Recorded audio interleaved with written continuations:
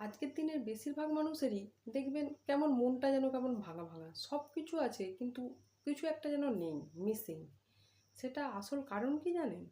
সেটার আসল কারণই হলো মানসিক শান্তি। কারণ বেশিরভাগ মানুষেরই আজকাল মানসিক শান্তির অভাব।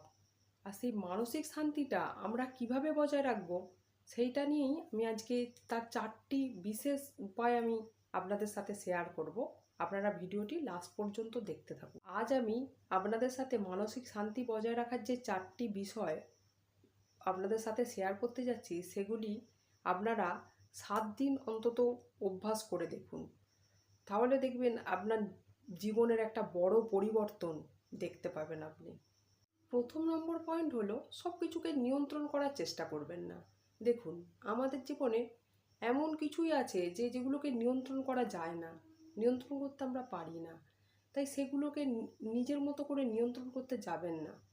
কেন না, এতে হতাশা আরও বেড়ে যাবে। তাই যেটা আপনি পরিবর্তন করতে পারবেন সেদিকে মন দিন।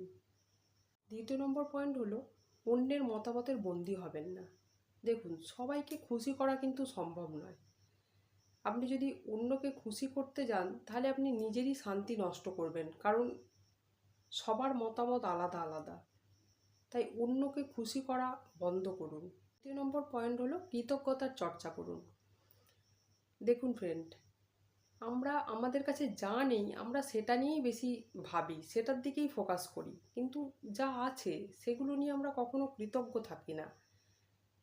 দেখুন, আজকে আপনার কাছে যা আছে হয়তো অন্যজনের এটা স্বপ্ন হতে পারে, কারণ তাদের কাছে এগুলো নেই। তাই এগুলো তাদের স্বপ্ন হতে পারে, তাই সেগুলো নিয়ে কখনোই ভাববেন না। আপনার কাছে যা আছে সেগুলোর জন্য রোজ ভগবানের কাছে প্রার্থনা করুন, কৃতজ্ঞতা প্রকাশ করুন। চতুর্থ নম্বর পয়েন্ট হলো, নিজের সাথে সময় কাটানো। ফ্রেন্ডস, আপনি যদি অন্তত 15 থেকে 20 মিনিট নিজের সাথে সময় কাটান, এই যেমন বই পড়া, মেডিটেশন করা, নীরবে বসে থাকা, প্রার্থনা করা, এগুলো যদি আপনি করেন তাহলে দেখবেন অনেকটা মানসিক শান্তি পাবেন।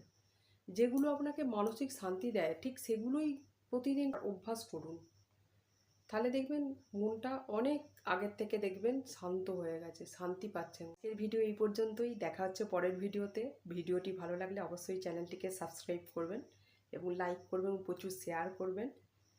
কারণ কারোর জীবন বদলানোই আমাদের যে এই চ্যানেলের মূল উদ্দেশ্য। অবশ্যই চ্যানেলটিকে সাবস্ক্রাইব করবেন।